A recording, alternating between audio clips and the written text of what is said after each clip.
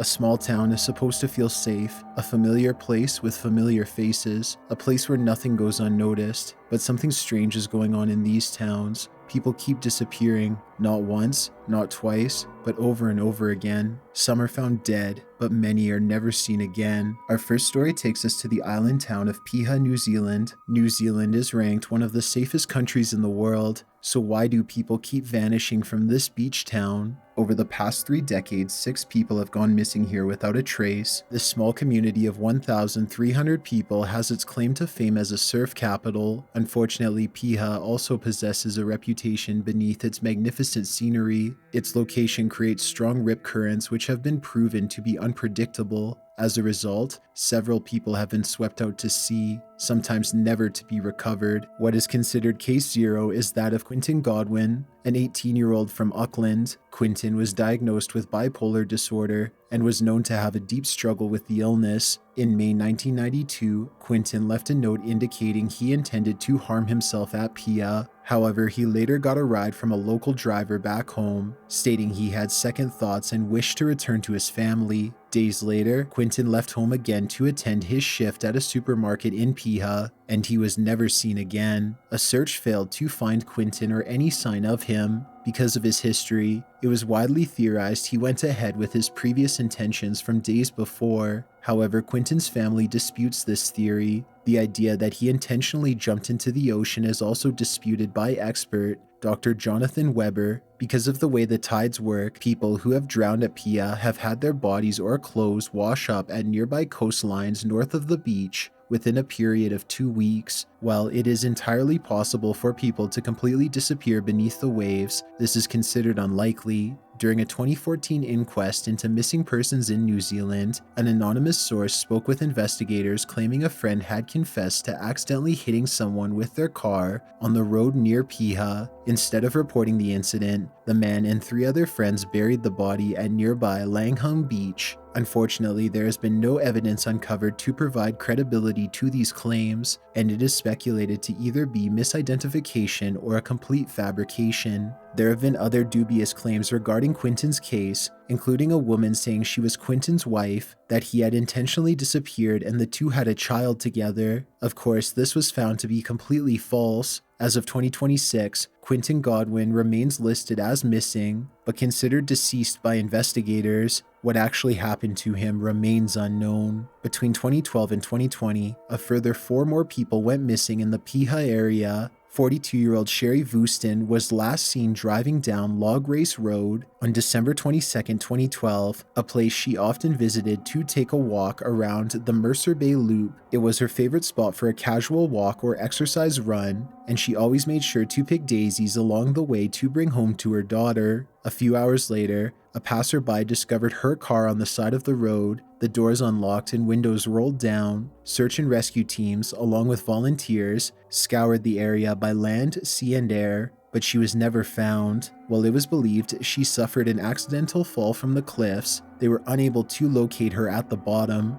Furthermore, there was no evidence she was a victim to foul play. In the end, investigators stated they believe she fell from a great height and into the ocean. 5 years later, police received a call from concerned friends stating Kim Bambus had failed to return home. She left the morning of March 24th on foot to a nearby store to buy snacks and didn't come back. Her friends and roommates drove up and down the route, but she was nowhere to be found. Police obtained CCTV footage of Kim at the supermarket, confirming she had been there. What happened after she left, though, remains unknown. On March 12, 2019, police received reports of an abandoned car in the Piha area. During a search of the vehicle, they linked the car to Go Chuan Wu, who had earlier been reported missing by a friend, a student from China. Wu had recently gone through a rough breakup and was reported to be struggling with depression as a result. His laptop was found inside the car, and upon inspecting its content, police announced they believed his disappearance was related to him taking his own life. Once again, despite an extensive search, Wu was never located, nor was his body ever recovered. In the most recent example, French tourist Eloise Roland was reported missing after he failed to contact family following a planned hike Eloise was due to return to France in only a few days, having booked a sooner flight than planned. According to his family, he embarked on this excursion to collect sand from the Piha beach to bring back home. Witnesses told police they passed Eloise along the trail, and there appeared to be no signs for concern in his demeanor. The trail is known to be surrounded by thick brush, and police have since speculated he became lost in the trees after he ventured off the trail. By far the most discussed and highly controversial case is that of Irina Asher. Born on July 17, 1978, Irina was a young model who was studying to become a teacher. While seemingly a young woman looking to start a new career, Irina was reported to have troubles with her mental health. According to her family, she was diagnosed with bipolar disorder, the symptoms of which began to intensify following a breakup with her boyfriend. Despite the struggle, Irina's family stated she appeared to be coping well with the situation. When her father last saw her on October 10, 2004, he described her as her normal bubbly self. By the following evening, things took a dramatic spiral downwards. The night of October 11th, local residents Henry Woodhouse and his mother came across Irina as they were driving down the road. She appeared to be distressed, so they pulled over and offered to take her back to their house. In later testimony, Henry Woodhouse described Irina as appearing in a daze. She was only wearing underwear and boots. They claimed Irina told them she was given illicit substances and was in a bad state. Deeply worried, Henry agreed to allow Irina to stay the night in his home. While she did settle down in the guest room and accept a nightgown to wear, she soon became anxious and fled. Henry attempted to follow, but lost her in the darkness. Around 2 a.m., a couple were walking their dog following a bout of restlessness.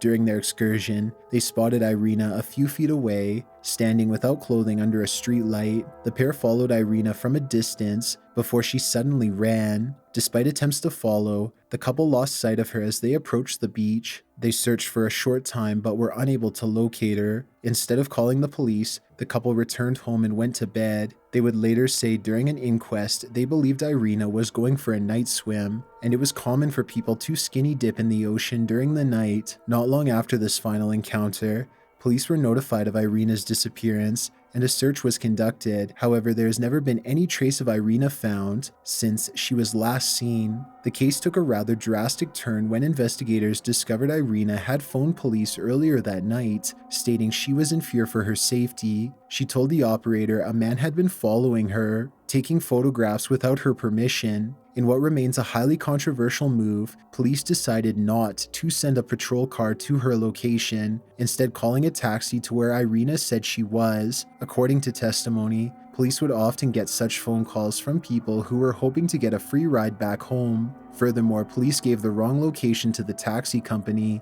and the driver never spotted Irina that night. This revelation caused outrage throughout New Zealand, particularly from Irina's family. 8 years following her disappearance, an inquest was opened regarding the case. The panel criticized Henry Woodhouse and the other couple for not calling police, stating this failure likely resulted in her not being found. It was the opinion of the inquest Irina likely drowned in the ocean. When presented to a higher court for review, the inquest's findings regarding Henry and the couple were not to blame and based solely on speculation rather than concrete evidence. Other testimony provided was also dismissed, particularly the suspicion the use of substances led to Irina's uncharacteristic behavior. Today, Irina's disappearance remains the subject of controversy in New Zealand. Both professional and public opinion is in favor that the lack of action from local police was the main cause of her fate. Police even admitted they had an available patrol car in the area that could have responded to Irina's call, but failed to do so. As of 2026, Irina's ultimate fate is left entirely to speculation. A year after she vanished, her family organized a memorial service. While they accepted she was no longer alive, Irina's parents never gave up trying to find her. Further heartbreak would befall the Asher family in December 2022 when Irina's father Michael was reported missing after last being seen on Christmas Day. A search and rescue team scoured the area until January 2nd when Michael's body was found. A coroner performed an autopsy and found Michael had suffered a heart attack. The following year,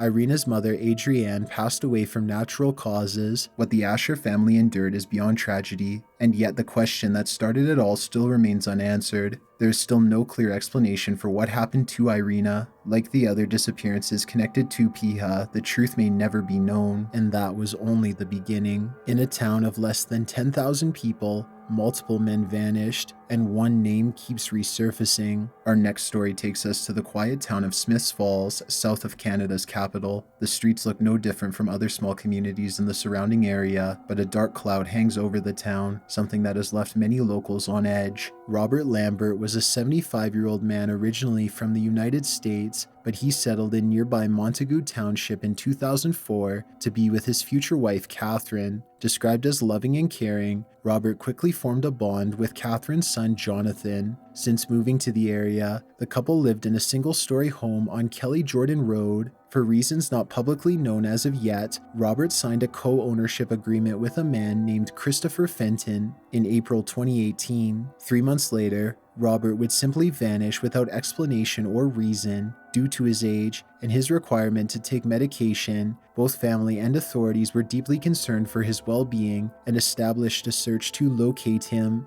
During the initial rounds of questioning potential witnesses, an unknown source informed police Robert had returned to the United States. Going off this tip, investigators contacted the Canadian border only to find they had no records of Robert crossing. Furthermore, his family stated Robert needed assistance to travel, making his claimed solo venture improbable. Without any indication of his whereabouts, and with no new leads coming forward, the trail ran into a dead end. Then our story would continue 4 years later in the fall of 2022. Lawrence Bertram was a 42-year-old long-term resident of Smith Falls. On the night of September 30th, Lawrence spent some time at another house before leaving on foot to return home, but he never made it back. Police searched cell phone records and found Lawrence's last ping was on Code Road, outside of the town limits. Despite a search of the area, neither Lawrence or any of his possessions were recovered. It was yet another strange instance of someone simply vanishing in the small town. But this wouldn't be the end of the story. Almost a year after Lawrence was last seen, police were notified 34-year-old Robbie Thompson had also gone missing. Robbie had a reputation as a gentle giant who had no disputes with anyone. His sudden disappearance was of great concern to his friends and family, as he was not the type of person to simply go somewhere without informing others of his destination. During their investigation, police discovered Robbie and Lawrence were well acquainted with one another. Whispers around town began to speculate that disappearances might be related, but police continued to investigate the two cases separately due to lack of evidence to the rumor. The rumor would later swarm into an all-out topic of gossip when another man, Stephen Tate, was reported missing on November 3rd, only a few weeks after Robbie disappeared. Officers of the Ontario Provincial Police searched the surrounding area, and patrol cars kept a close eye out during their rounds along the highway. Then came the grim discovery nobody was hoping for. On November 8th, 5 days after he was last seen, officers discovered the remains of Stephen lying in a ditch off Highway 15, just outside of Smith Falls. According to official findings, Stephen was the victim of a hit and run as he was walking along the road. No information could be found regarding if he possibly survived the initial impact and was left alone as the driver sped off. So far, all that has been revealed by investigators is the suspicion a black hatchback or sedan was involved in the incident. CCTV footage from a nearby home shows the suspect vehicle traveling in the direction Stephen was found, around the same time investigators determined he was struck. Since then, nobody has come forward with new information, and the black car was never found. To further amplify the heartbreak the town was experiencing, police conducted a search warrant in relation to Robbie Thompson's case in November 2025. As police scoured the property, they found the remains of a man who was later confirmed to be Robbie. 3 men were arrested and charged with first-degree murder. Among the suspects was none other than Christopher Fenton, the same man who co-owned Robert Lambert's property. It was on the same premises the remains of Robbie were found. Now the rumors all seem to connect with one another. Social media flooded with theories believing the missing persons and deaths were connected in some way. The most convincing theory is that Christopher Fenton was involved in Robert's, Lawrence's, and Robbie's fate. While it had long been established Robbie and Lawrence knew each other, it was discovered they knew Christopher as well. This can be explained away by the obvious. Smith Falls is a small community. It is one of those towns where everyone knows everyone. Sadly, the speculation has been seen by Lawrence's family, with theories swirling into gruesome tales about what may have happened to him. The rumor mill has also caused issues for investigators. Detectives and journalists have gone on record stating the amount of alleged secondhand information presented to them has led to many false leads, wasting resources which could have been used to follow actual clues. Furthermore, potentially valuable information gets lost in the swarm of gossip, making it difficult to determine which is a positive lead and which presents nothing of value. While the case of Stephen appeared to be a simple hit and run, a search of his home uncovered various illicit substances along with illegal weapons. This fueled the idea the cases could stem back to a dispute over substances, but these claims have been disputed by the families of Robert, Lawrence, and Robbie. Further into the speculation, there is now a great suspicion by the locals that Christopher was also responsible for Robbie's demise, with the motive seemingly falling on the aforementioned illegal substances. As of February 2026, Christopher and the other two suspects are in custody awaiting trial. As of now, they are only charged in connection to Robbie's case. As the years go by, and Christopher Fenton continues to await trial, the families of Robert and Lawrence have not given up hope their loved ones will be discovered eventually. Robert's case has since been transferred to homicide detectives, and it is unlikely he remains alive due to his age and lack of required medication. There is no definitive evidence to establish an actual connection between Christopher, Robert, Lawrence, and Robbie, but in a town as small as Smiths Falls, the rumors have taken on a life of their own. Until new evidence comes forward, the truth remains unclear, and the dark cloud over Smiths Falls continues to grow. Stay with me. We're still not at the case that unsettled me the most. In one Oklahoma county, a single disappearance became 2, then 12. Investigators believe it was not random. Our next story takes us to Logan County. Here, a disturbing pattern of missing persons began to emerge, and investigators believe these disappearances may be coordinated by some very twisted individuals. It all started when ex-convict Charles Otto Overton went missing in 2019. The man served time for car theft and burglaries before he opened a business called God's Miraculous Bully Kennel in Oklahoma City. The next came on February 26, 2020. Cindy Ann Mulligan of Missouri made a frantic call to friends begging for help before she suddenly asked them to tell her daughter she loved her, and then hung up. Just as summer was approaching, a man named Bruce Wayne Jacobs of Edmond was reported to have vanished without explanation. Known by his friends as Batman, Bruce was known to struggle with addiction and was last seen leaving his trailer in the early morning of June 16th. Over the next couple of years, a total of 12 people would go missing under suspicious circumstances. Oklahoma investigators established a task force to handle the high rate of missing persons cases coming from out of Oklahoma County and the neighboring Logan County, with evidence suggesting the cases were all related. 10 of the missing were found to have links to an infamous prison gang known as the UAB. The gang largely operates within the federal and state prison systems, with a large number of street members who conduct the production and distribution of illicit substances, racketeering, money laundering, and theft. Upon looking closely at the individuals, it was discovered several vanished after they were caught with possession during traffic stops. Cindy was pulled over in Missouri a few months before she disappeared, during which the officer found her in possession of substance-related items. However, she was released without charge. It was only a few weeks later when she made the harrowing call to her friends. Cindy was also found to have been living in a trailer on the kennel's property at the time. In 2021, 2 others disappeared together under similar circumstances to Cindy. On May 17th, Dustin Lloyd Sir and Elizabeth Morton were found in a hotel room with illegal substances and given a citation for possession, but remained out of jail. Within a day, the 2 went missing. In April 2022, police conducted a search warrant raid on several properties belonging to Michael Patrick Smith, which were scattered across Logan and Oklahoma County.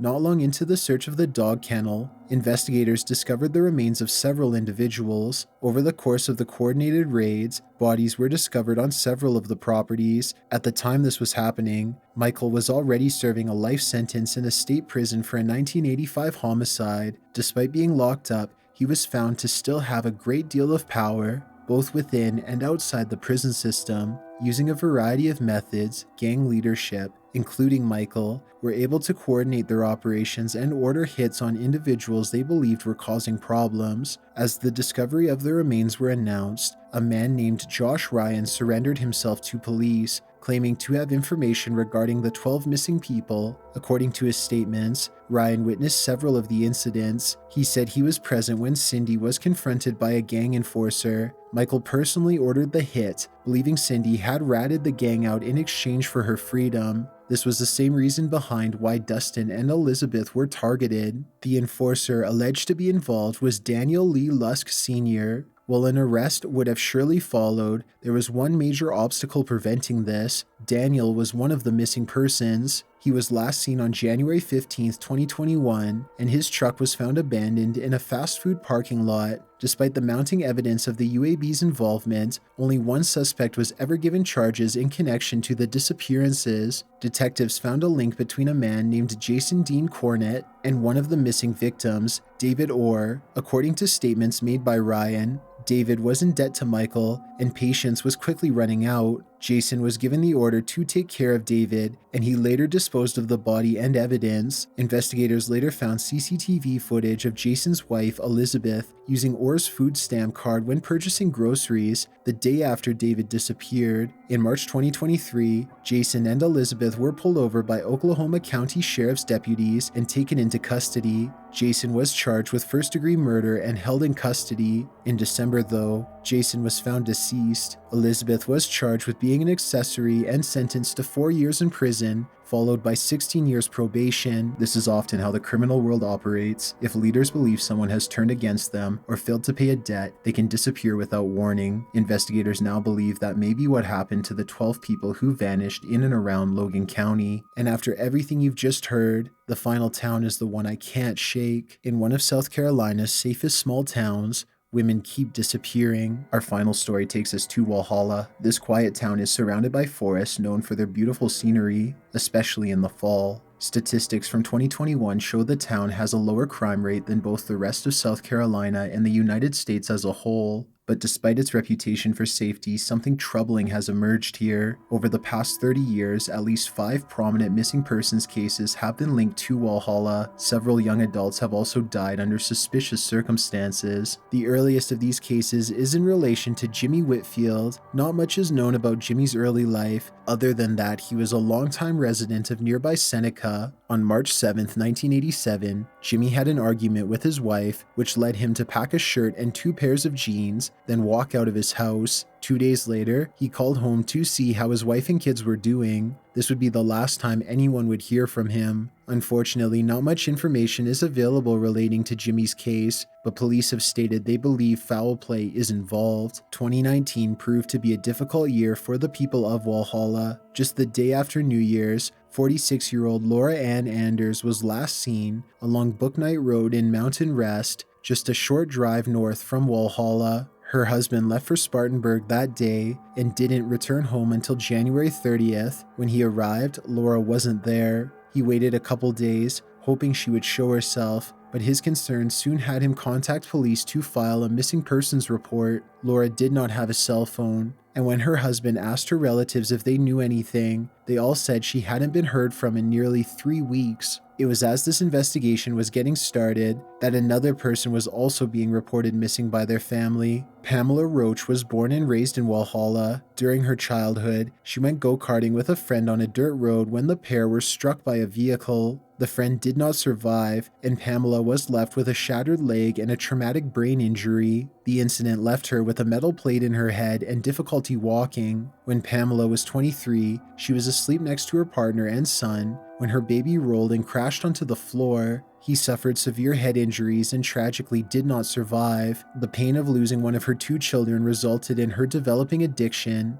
This in turn led to her losing custody of her eldest son. By February 2019, Pamela was going from home to home, unable to find stable housing. On February 5th, she went with a friend to the mountains for a day hike, after which he dropped Pamela off at the corner of Coffee and Corey Roads, a short distance from where she was staying. Friends and family had no contact from her after, and following nearly a week with no word, Pamela's family reported her missing. The friend she was with that day, who has not been named by police or media, was questioned regarding her disappearance, but was cleared of any suspicion after passing a polygraph test. Since then, authorities and Pamela's family are continuing their efforts to locate her and determine if she is still alive. On January 29, 2020, police were given the name of another local woman who had not been seen or heard from for a worryingly long time. Tammy Stubblefield, age 51, was last seen on December 6 walking on Moore Avenue, which was a fair walk from her home. By this time, investigators began finding similarities in the cases of Laura, Pamela, and Tammy. As of 2026, investigators believe their disappearances are related and have even named a person of interest. Police revealed they were investigating a man named Kevin Mahler, commonly referred to as Boston. This came after a video appeared online capturing a conversation between two men. The details are rather graphic, but in the video, one of the men discusses how Boston revealed he was concerned about his DNA being discovered and, quote, "will all fry for it." He also made statements alluding to the possible dismemberment and concealment of body parts in order to erase evidence. In September 2025, Mahler was arrested in relation to possession charges after a search of his home found illicit substances. Furthermore, he was also charged in the death of a man named Kevin Craig. Boston was a career criminal, having been sentenced to prison in both 2019 and 2021. Both times he had been released early, but now he found himself once again before the court system. As of right now, no charges have been brought against Boston for the disappearances of Laura, Pamela, and Tammy, and it is believed the investigation is ongoing. However, without the location of the three women, any evidence is simply circumstantial and cannot be conclusively proven as of yet. For such an unassuming place, Walhalla does have a major problem. If you have any information regarding any of these cases, we urge you to contact the Oconee County Sheriff at 846-638-4639 or via Crime Stoppers. And now a quick word from today's sponsor. Here is something most people ignore. Public Wi-Fi at coffee shops, airports, and hotels is convenient, but it is not always secure. Every time you connect, your data can be exposed. That's why I use Proton VPN. It encrypts your connection and hides your IP address, so what you do online stays private. It is based in Switzerland with strong privacy laws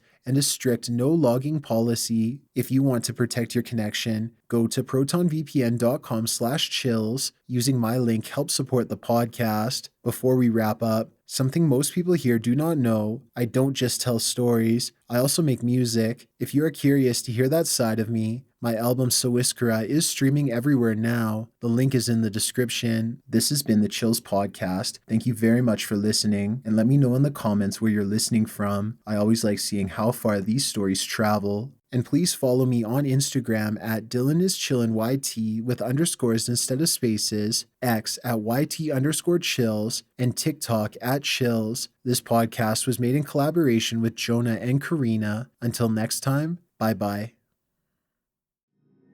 Chills Podcast, same voice, different nightmare.